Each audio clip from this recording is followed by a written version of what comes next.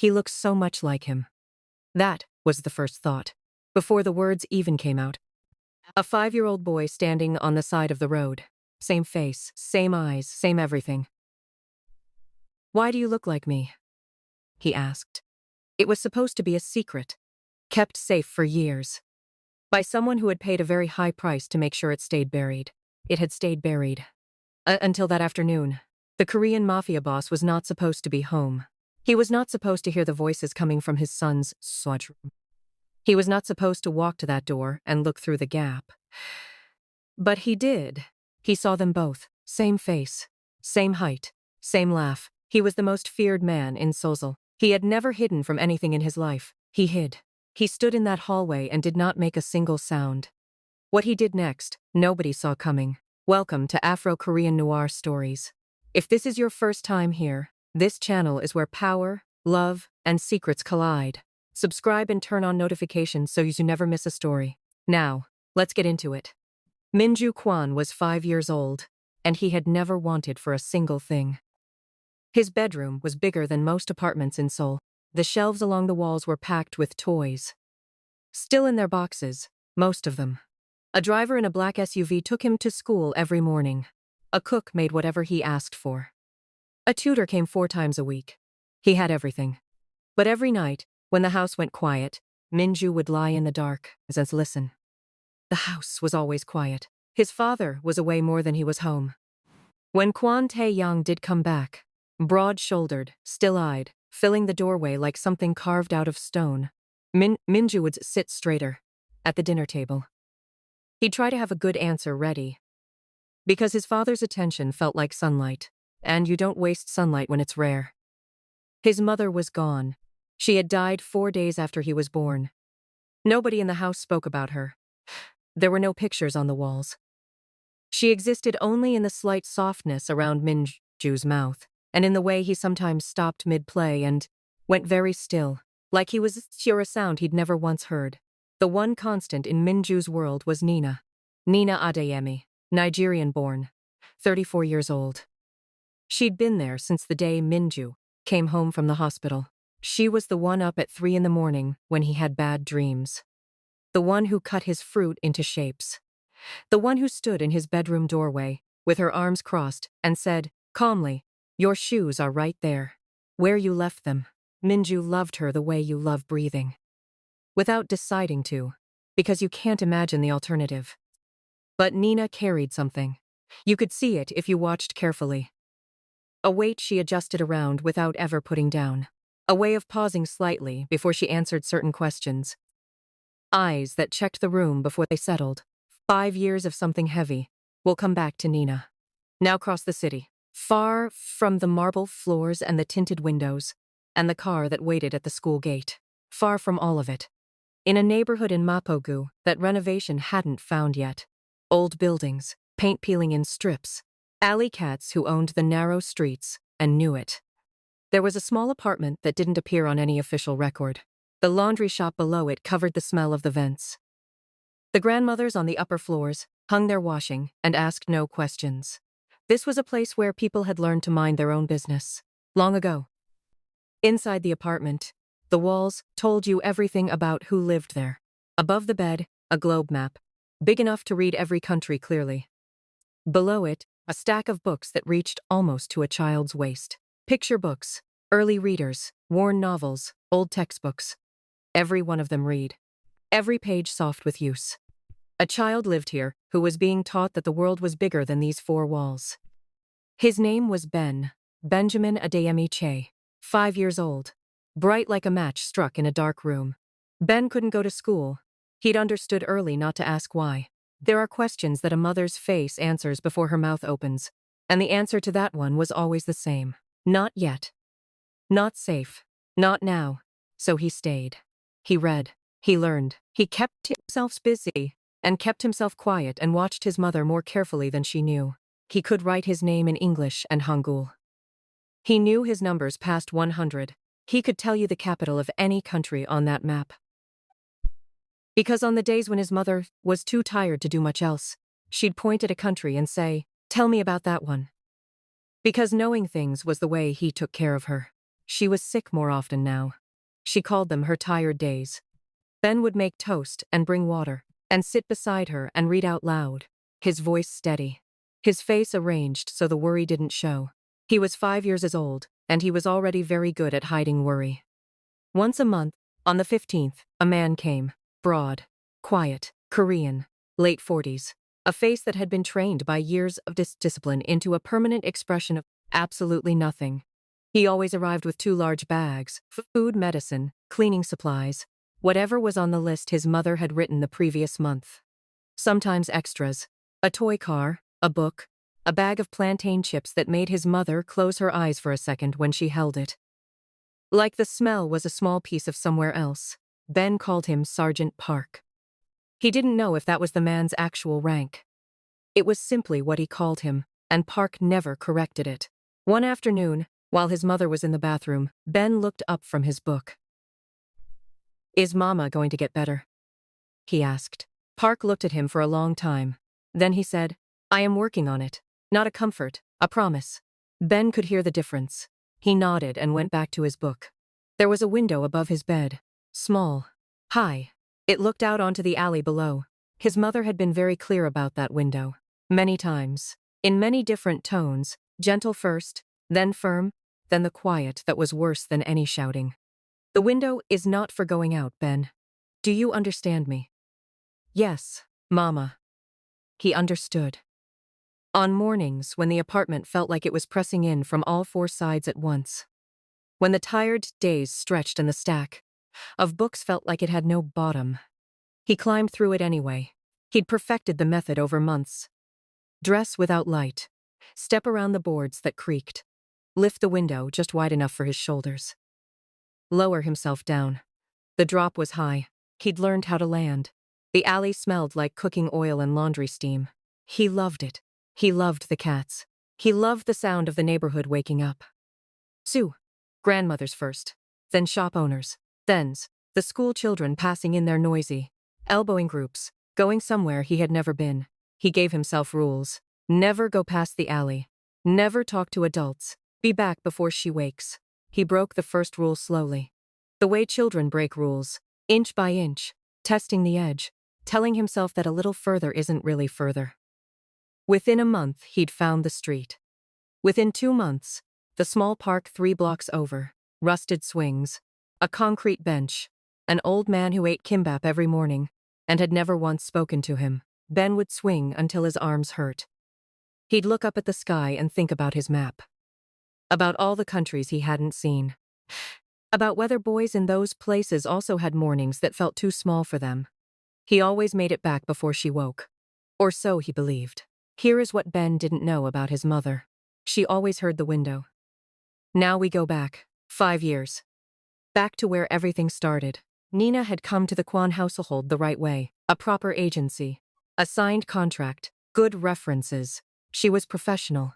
And she was trained and she knew exactly how to work inside a household like this one. Which meant she knew what to see and what not to see. And she knew how to keep those 2 things very separate. Her interview had been conducted by Kwon Tae-young himself.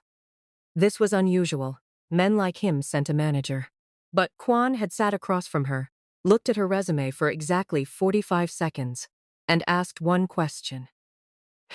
"If you were given an instruction that conflicted with your conscience, what would you do?" Nina looked at him without blinking. "It would depend on the instruction," she said. "And on which part of my conscience?" He studied her. "Then, you start Monday." She learned quickly what kind of house she'd walked into. She said nothing about what she understood. She worked. She kept her head down and her eyes open, and she was excellent at both. She met Madame Kwon, Ji-young, in her 2nd week. Ji-young was 8 months pregnant. 34 years old. Beautiful in a way that was precise and deliberate, like something constructed rather than grown. But her eyes, when she thought no one was watching, were different from everything else about her. Her eyes were afraid, not of one thing, of everything. Of the house. Of its rules. Of the future that was coming toward her whether she was ready or not. She and Nina were not close at first. Ji-young was private. Contained. But she was 8 months pregnant and exhausted in a way that sleep couldn't fix. And Nina was always there. Steady and quiet. And walls built from fear don't hold forever against someone who simply keeps showing up. 3 weeks before the due date, Ji Young called Nina into her sitting room. She closed the door. She sat down. She looked at Nina for a long time. Then she said, "I need to tell you something. And I need to know it stays here." Nina sat down. She didn't say, "Of course. I promise." She simply sat and waited. And the sittings and the waiting were themselves a kind of answer. "I'm carrying twins," Ji Young said. Her voice didn't shake. That was the frightening part. She'd been holding this so long that even saying it out loud had stopped making her voice shake. The fear had moved somewhere past that. "The doctor who told me has been paid. As far as any official record is concerned, there is one baby." Caesar said nothing. She waited. "You know what twins mean in this family," Ji Young said. Nina had heard things, staff talk, overheard conversations. The particular silence that fell in the house when certain subjects came close. She knew the Kwan clan's tradition. 3 generations old. Built in a Korea that was harder and crueler than the one that existed now, by men who made their own laws, saneps, and enforced them absolutely. The tradition was this: no twins. 2 children from the same doom meant one soul divided. A divided soul brought divided loyalty. And divided loyalty in a family like the Kwans was not a weakness. It was a death sentence. For both children. It had been enforced. Twice. In 3 generations. Nobody spoke about it. "My husband doesn't know," Ji Young said. "He's been away for most of the pregnancy. But when they arrive, I can't keep both of them safe in this house. Taeyang is bound to this tradition in a way I cannot reach. I've tried, carefully, over years. He believes in it the way he believes in gravity." She looked at her hands. "I am asking you to take one of them, when they're born. I'll keep the first, the heir, the son he expects. The second one, you'll take him. There is a place, there is money, there is a man I trust. My guard Park Jae-ho, who will help you. He'll bring supplies every month. And you will raise him. And he will live." The room was very quiet. "Why me?" Nina asked. Ji Young looked at her. Straight. "Because you are the only person in this house who looks at me like I'm still a person." Nina didn't sleep that night. She lay in her small room, off the kitchen, and looked at the ceiling and thought about everything this would cost. Her own life. Her own future. What it meant to say yes to something this large. By morning, she had her answer. Yes. Not because she was told to. Because Ji Young had said, "You're the only one who sees me." And when someone says that to you, you don't look away.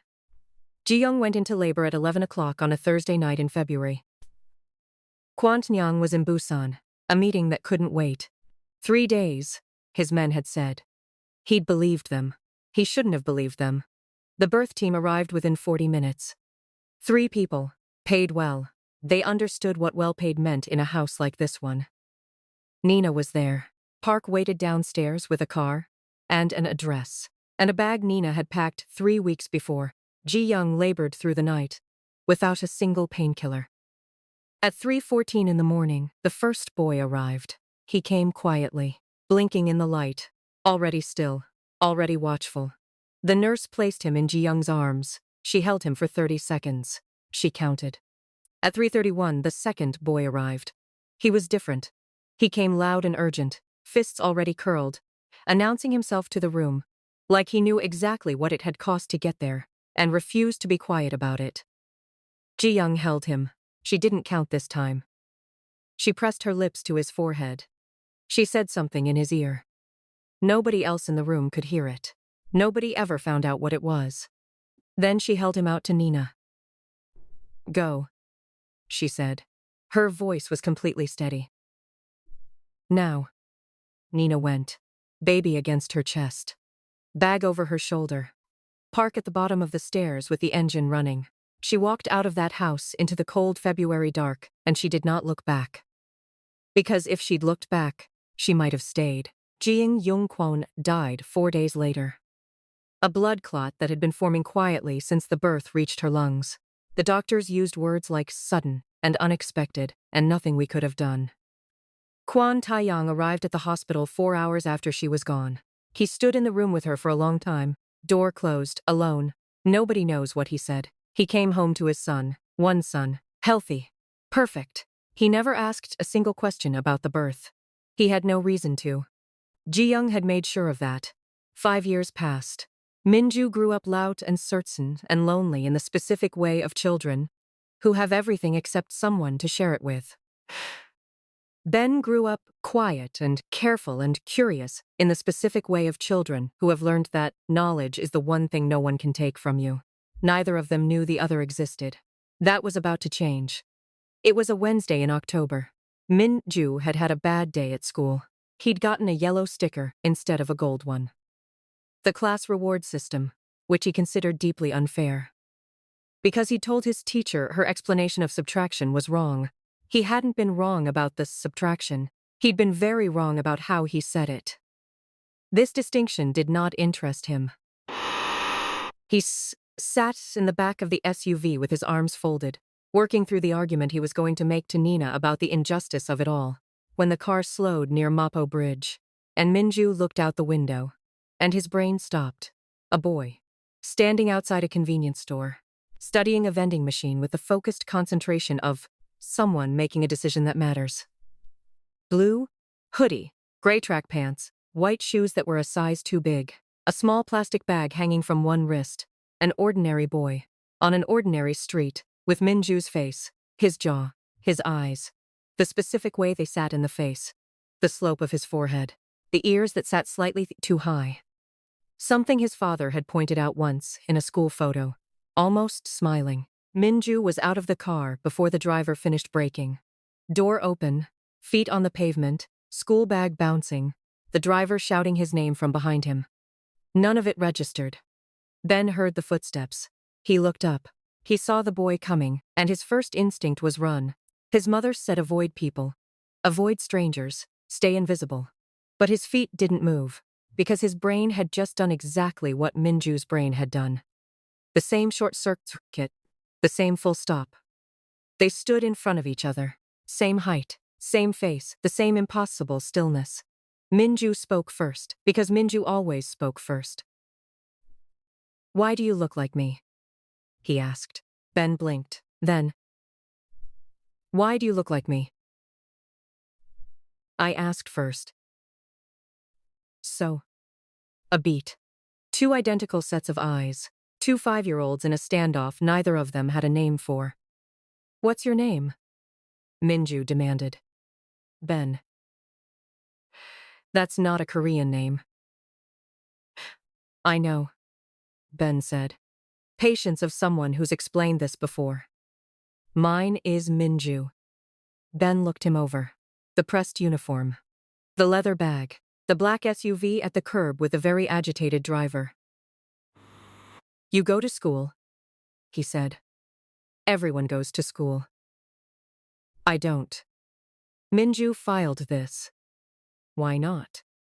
Ben looked at him, then looked away. "It's complicated." The driver was 3 seconds away. The moment was closing. "Meet me here," Minju said quickly. "Tomorrow, same time." Ben hesitated. "Please?" Minju added. The word came out like it cost him something. Like his mouth wasn't used to the shape of it. Something shifted in Ben's face. A small, quiet decision. He nodded. Then the driver had Minju by the arm and was marching him back to the car. And Ben stood on the pavement and watched them go. And he didn't move for a long time. A boy with his face had said please, and it had sounded like the hardest word he knew. Ben understood that. He understood lonely. They met 7 times over the next 3 weeks. Minju rerouted the afternoon drive through Mapo. The driver adjusted without argument. Minju said things with a confidence that made them sound like facts. Ben extended his morning window into the afternoons, timing it against his mother's medication schedule, learning when she slept heaviest. He hated that he was grateful for that. They met in Ben's park. The rusted swings, the concrete bench, the old man who ate kimbap every morning, and had never once spoken to either of them. Ben's territory. Minju sat on those rusted swings without complaining, which, for Minju, was its own form of respect. Their friendship built fast. The way it only does when you're 5, and you don't know yet that you're supposed to be careful about it. Minju was loud and quick, and said things that were rude without knowing they were rude. Ben was quieter, more precise. The kind of precise that comes from reading too many books and listening to too many adult conversations through thin walls.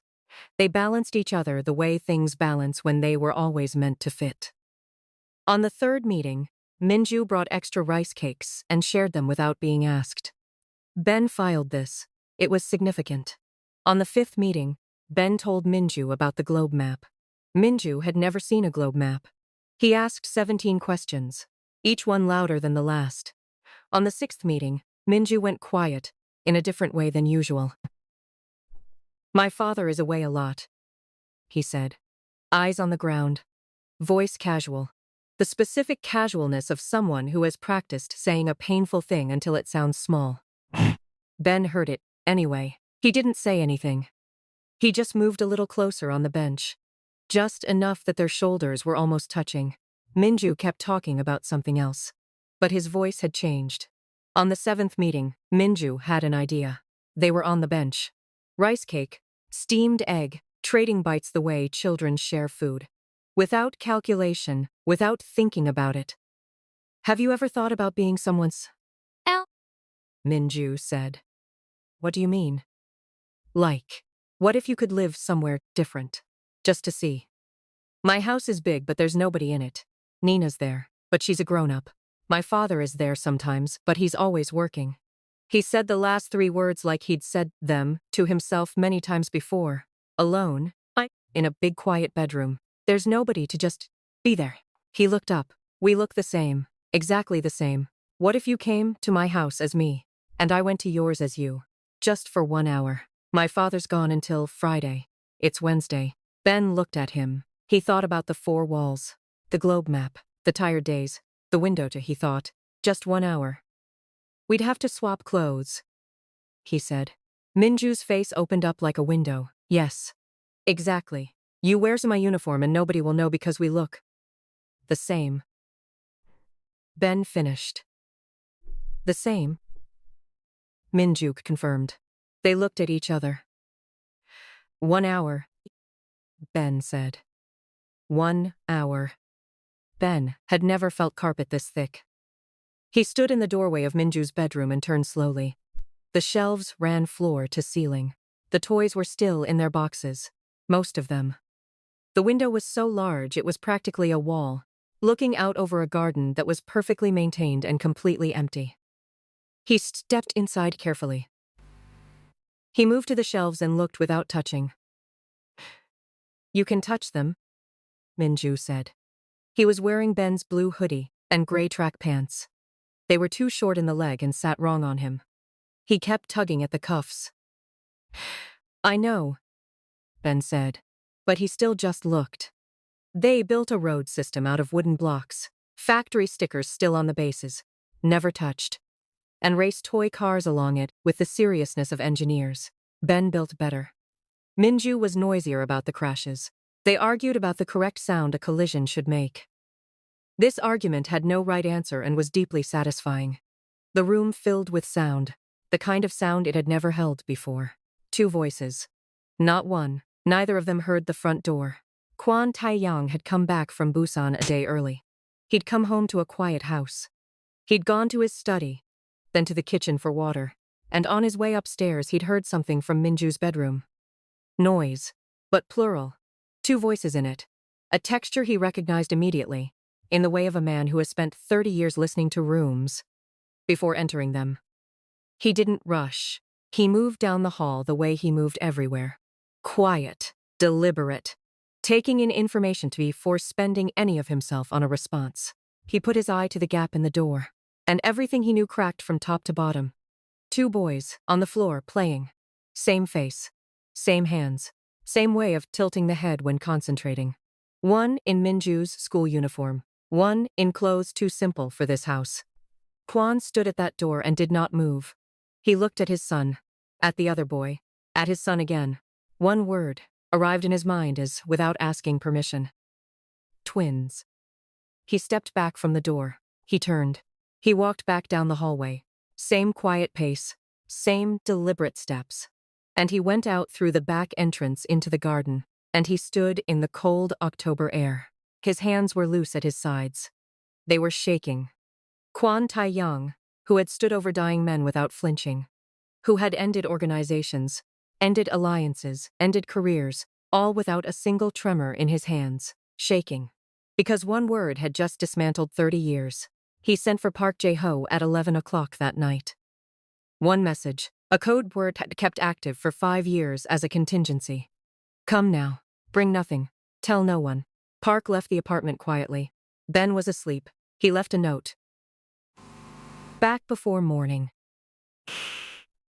And drove across the city with his hands steady, and his mind running through everything he'd been carrying and what it was going to cost to put it down.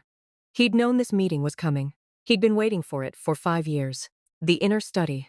2 glasses of soju on the desk. Neither touched. Kwon was standing when Park came in. He turned. He looked at this man he'd trusted for 22 years. His guard, his shadow, the person he'd relied on to tell him the truth, even when the truth was inconvenient. And his eyes said everything before his mouth opened. Tell me, he said. Park reached into his jacket. He put an envelope on the desk. White, sealed. 3 G's inside. Handwritten, in Ji-young's handwriting. Read that first? Park said. Kwon looked at the envelope. At Park. Then he picked it up. The overhead light in the inner study buzzed once. Neither man moved. The soju on the desk was room temperature, and neither of them had touched it. Kwon read the letter to the end. He set it down. He smoothed the pages, flat with one hand, very slowly. The way you handle something you're afraid of damaging after the damage is already done. Ji-young had written everything. The twins, the traditions, the fear. She named it directly, without apology. I was afraid of you. Not of who you are to me. Of what this family's rules would make you do. I was afraid that the man I love would be overruled by the man you've had to become. She had written, Hasamum. I chose Nina because she was the only one who looked at me like I was still a person. And the last line. I trusted you to be better than the tradition. Even now. Even after everything. Kwon looked at the letter for a long time after he finished it. Then he said, Tell me the rest. Everything. Park told him everything. The birth. The baby handed over in the cold dark. The drive to Mapo. The apartment with no official address. The monthly visits. The lists. The food and medicine and books and occasional toy. Nina's cough that had started in autumn and hadn't stopped. He told him about the boy. He told him deliberately. Not just the facts. The details. The globe map above the bed. The books stacked to waist height. The way Ben read aloud to his mother on the difficult days, his voice steady so she wouldn't hear the worry underneath. The way the boy had taught himself to be quiet so she could rest. The questions he asked about countries he'd never seen, and the way he never stopped asking them. He told him about the morning he'd arrived early, and found Ben halfway back through the window, coming in from wherever he went. The boy had frozen when he saw him. Guilty. Terrified. Park had said nothing. He'd held out his hand, helped the boy through the window, and gone to make tea. They'd never spoken about it. He told him about the question Ben had asked once, while Nina was in the bathroom. Is Mama going to get better? And Park had said, I am working on it. Because, Park said now, I believed you would be the thing I was working toward, if you were the man I thought you were. The room was very quiet. The overhead light buzzed once more. The soju sat untouched. She chose Nina. Kwon said. Not a question. Yes. A foreign woman, alone, sick, 5 years. Yes. Kwon stood at his desk. And Park, who had watched this man in dozens of rooms, in hundreds of difficult moments, watched his face do something he had never seen it do before. It cracked. Not loudly, not with tears or any visible breaking. It cracked the way old stone cracks, along the lines that were always there, silently, under sustained pressure. My wife, Kwan, said quietly, was afraid of me. Park said nothing. She was right to be afraid. If she had told me that night, if she had told me when they were born. He stopped. The unfinished sentence sat between them. They both knew what came after it. And they were both quiet because it was too large to say out loud. She protected them from me, Kwan said. And she died doing it. Another silence. Then, they found each other themselves, the boys. Yes, Park said. She would have. He stopped again. This time what moved across his face wasn't grief. It was something that, in a different man, might have looked like wonder. He picked up the letter. He folded it. He placed it inside his jacket, over his chest. In the morning, he said. Take me to him. Nina was in the kitchen at 6 in the morning when the knock came. She hadn't slept. She'd made tea she hadn't drunk and sat at the table and waited for the morning the way. You wait for news you already know is on its way. She opened the door. Kwon Tae-young stood in the doorway of her small hidden apartment. Taller than she remembered. Or maybe it was the size of the apartment making him seem larger. Park stood slightly behind him. Nina looked at Kwon Tae-young. She had imagined this moment before.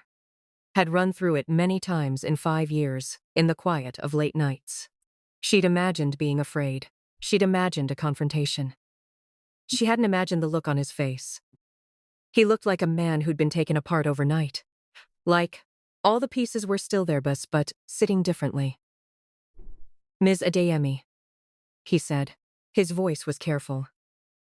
Mr. Kwan. My wife chose you. She trusted you with her son. She did. You left everything. You've been sick. You raised him. Nina held his gaze. Someone had to. He was quiet. Then, I want to see him. She looked at him steadily. Longer than was comfortable. She thought about Ji-young. About the letter. About 5 years and everything they'd cost. If you're asking whether I'll stand between you and that boy, she said, I can't. He's your son. I've always known that. But I need you to look me in the face and tell me what you intend. No one spoke to Kwon Tae-young like that. Not anymore. He held her gaze. Longer than most people lasted. Then, I intend to bring him home. Nina took a breath. The first full one in a very long time. She stepped back from the door. He's in his room, she said. He reads in the mornings. He'll be awake. Ben had his book open and his legs crossed on the bed when the knock came. Nina's voice said through the door. Someone is here to meet you. Can you come out? He set the book down. He smoothed his shirt. His mother had taught him that. Always be put together when meeting someone new. It shows respect. He opened the door. The man in the hallway was large. Not just tall, large in the way of someone who has been important for so long it has become physical. Ben looked at him. He saw it immediately. The jaw, the forehead, the eyes. Minju's face, but older. Carrying things that Minju's face hadn't learned yet to carry. Hello, Ben said. Because you always greet first. Kwon Tae-young opened his mouth. Nothing came out.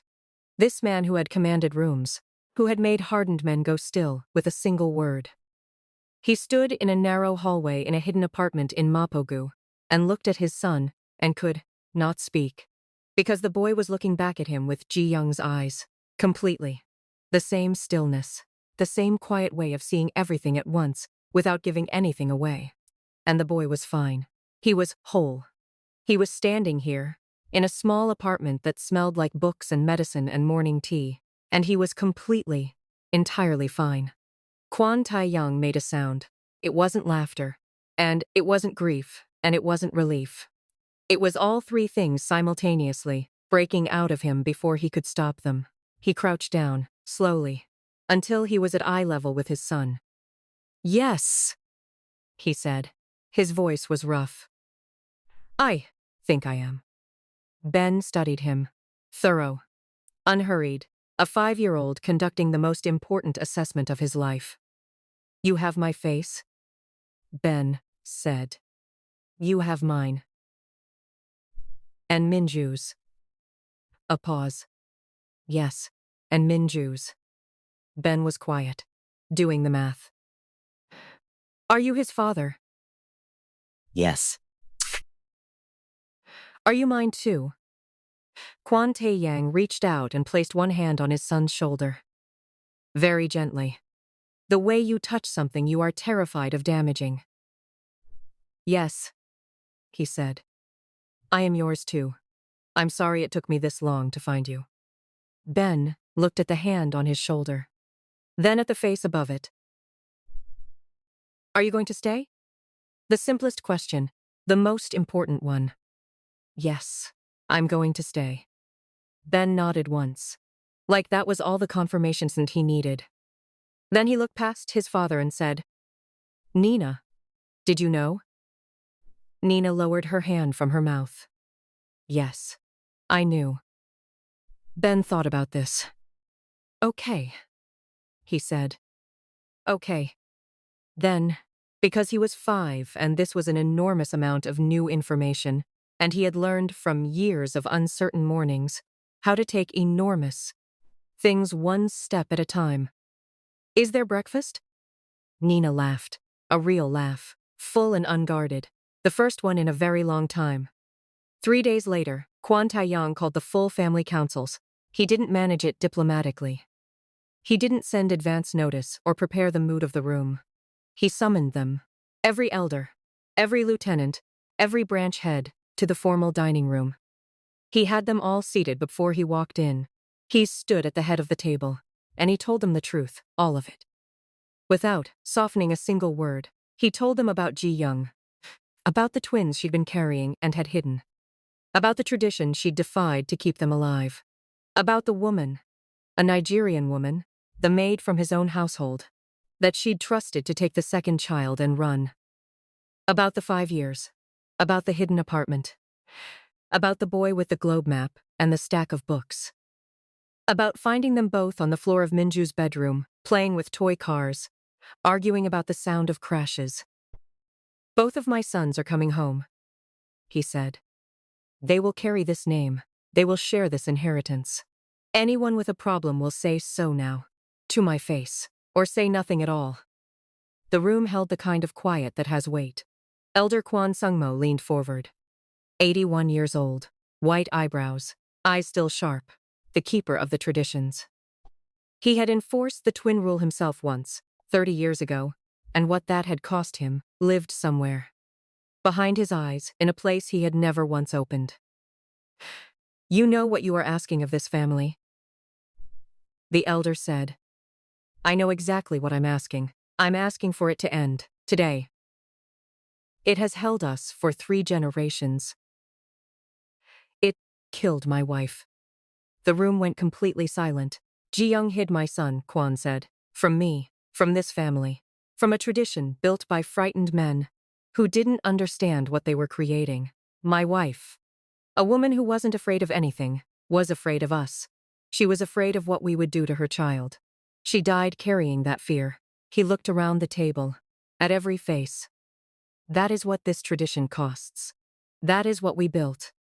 He put his hands flat on the table. The woman who kept that secret for 5 years did it alone. While she was sick, in an apartment that didn't appear on any map.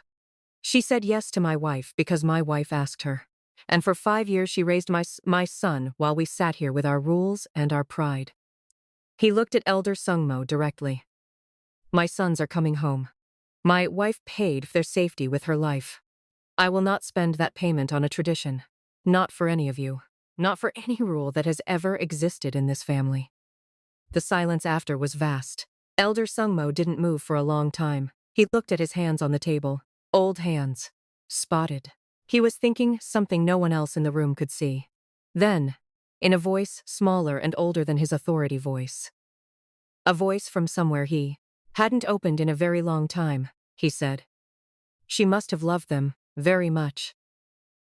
Yes, Quan said. She did. The elder nodded, once, slowly. He said nothing else. The nods came around the table after that, some reluctant, some not, but they came. A tradition that had stood for 3 generations died that afternoon, in a room full of powerful men, with a nod from the oldest one. It was a Saturday when they brought Ben to the house. He sat in the back of the car with Nina beside him, and his globe map rolled under his arm. He hadn't asked if he could bring it. He'd simply brought it, because some things aren't up for discussion. He watched Seoul pass outside the window, the city getting bigger and newer as they climbed the hill. Will there be a window? He asked. In your room? Yes. Very big ones, Nina said. He nodded. The black gates opened. Minju was waiting in the entrance hall, standing very straight, best shirt, the one he wore for important occasions, arms crossed, doing the thing he always did when he was nervous, and didn't want it to show. Ben came through the door. They looked at each other, the same face, knowing what it meant now. Minju uncrossed his arms. He took a breath. My father says you're my brother, he said, at speed, like he was getting through something rehearsed. And that you're going to live here. I said okay. But I want you to know, my bedroom is mine. You get the room next door. We can share the toy room. Does the room next door have a window? Yes. A big one? Very big. Ben considered this. Okay. Minju let out a breath so small only Nina caught it.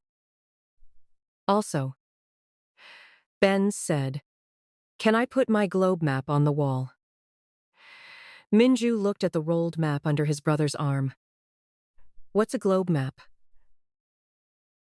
It shows every country in the world. I've memorized most of them. Minju stared. Every country? Most. I'm still working on the Pacific Islands. Something shifted in Minju's face. He'd been bracing for a brother he'd have to tolerate. He hadn't expected a brother who'd memorized most of the countries in the world sold, and was actively working on the rest. Come on, Minju said, already moving. I'll show you everything. Don't touch the stuff on the top shelf without asking. I'm not going to break your things. I didn't say you would. I was just saying. Okay, you were just saying. They turned the corner together. Voices as overlapping, fully in an argument. The same way they'd argued since that first Wednesday on a street in Mapo. Nina stood in the entrance hall and listened to them go. She stood very still, and she breathed. 5 years of braced, 5 years of waiting. 5 years of carrying a secret that weighed more than that apartment building. And now she was standing in this enormous, marble-floored, stone-walled house, and 2 boys were somewhere inside it, arguing about shelves and globe maps. It was over. Not the hard parts, not the long road, but the hiding, the fear, the 3 a.m. when Ben had a fever and there was no one to call. That was over. Footsteps on the stairs behind her. Juan Taeyang came down. He'd been on the landing above. He'd seen all of it. He stopped at the bottom and looked at her. Thank you, he said, for what you did for him. Nina looked back at him. I did it for her. He was quiet for a moment. I know, he said. That's why I'm thanking you. 3 months later, Ben's globe map hung on the wall above his bed. His own bed. In his own room, in the house on the hill. The window was large. On clear mornings, he'd sit on the sill and look at the city below, and think about how different the world looks when you're seeing it from somewhere that belongs to you. He was starting school in 2 weeks. He was excited and nervous in equal measure, and would only admit to the excited part. His mother was upstairs, not in the Mapo apartment, in the medical room on the 3rd floor. Proper care. A doctor who came every other day, and who had looked Ben in the eye and said, carefully, respectfully, she's getting better, slowly, but she is. Ben kept that sentence somewhere safe. He took it out often. She is getting better. Every morning he visited her before breakfast. She could sit up now. Her eyes were brighter. When he came in, she said his name the way she'd always said it, like it was a declaration, like his existence was a decision she had made and was completely at peace with. He sat beside her and read. Old habit. Back when he'd read to keep her steady on the difficult days. Now, he read because, she asked. Because there was nowhere in the world he would rather be than in that chair. Beside that bed, his voice filling that room. Every morning at exactly 6:45, his bedroom door opened. Minju never knocked first. He knocked and opened at the same time, which Ben had explained many times was not how knocking worked. Minju had acknowledged this explanation every single time and continued not to apply. Are you up? Let's go. You can't knock and open at the same time. I knocked. And opened. Simultaneously, that's not knocking. Are you coming or not?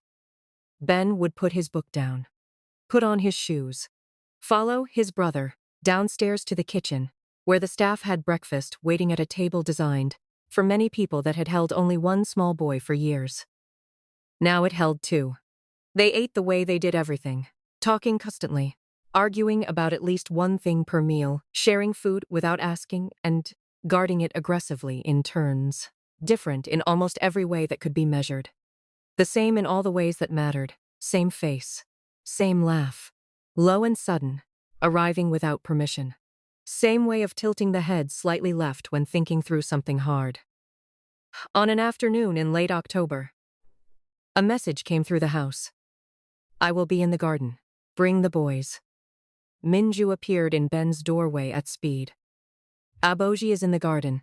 He said, bring the boys, that's us. Come on. He said, bring the boys. Yes, both of us. Exactly like that. Minju said the last part with a weight he was trying to keep casual and failing. It was the first time the message had said both. Always before it had been Minju, or a general household message. But today it said, Ben understood what that meant to his brother. He said nothing about it. He put on his shoes.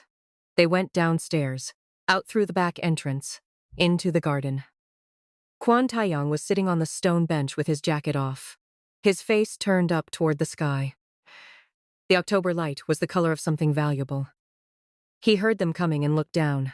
His face did the thing it had started doing over the last 3 months. The unsguarding. The slow, careful lowering of everything he'd spent 30 years building up. Sit, he said. He made room. Minju sat on his left, immediately. Ben came more slowly and sat on his right. 3 people on a stone bench in a garden. Kwon Taeyong looked at the sky for a moment. Then, in his quiet way. What did you learn today? Minju was already talking. The number problem he'd solved faster than anyone. The disagreement with a classmate. The toy he'd framed as educational. Kwon listened. He asked one question that made Minju sit straighter. Then he looked at Ben. Ben was quiet for a moment. He thought about what he'd learned. Not from school. School hadn't started yet. From 3 months in this house. He'd had his mother sitting up in bed. His brother appearing in his doorway every morning at 6:45. A father he was still learning the shape of. That sometimes, Ben said, things that seem impossible aren't. They're just not yet. Kwon Taeyong looked at his son. Something moved across his face. Recognition, grief, pride. The specific feeling of receiving from your child something you didn't know you needed. He thought about Ji-young. The letter inside his jacket, a woman who had looked at an impossible situation and chosen, not yet. Yes, he said quietly. That's right. They sat after that. The city moved below them, loud, constant, never stopping. Up on the bench, the 3 of them were still. Minju leaned into his father's arm. The unconscious way of a child who has been waiting for something a long time and is finally, carefully, allowing himself to have it. Ben sat on the other side, globe map upstairs on his wall. Mother upstairs getting better.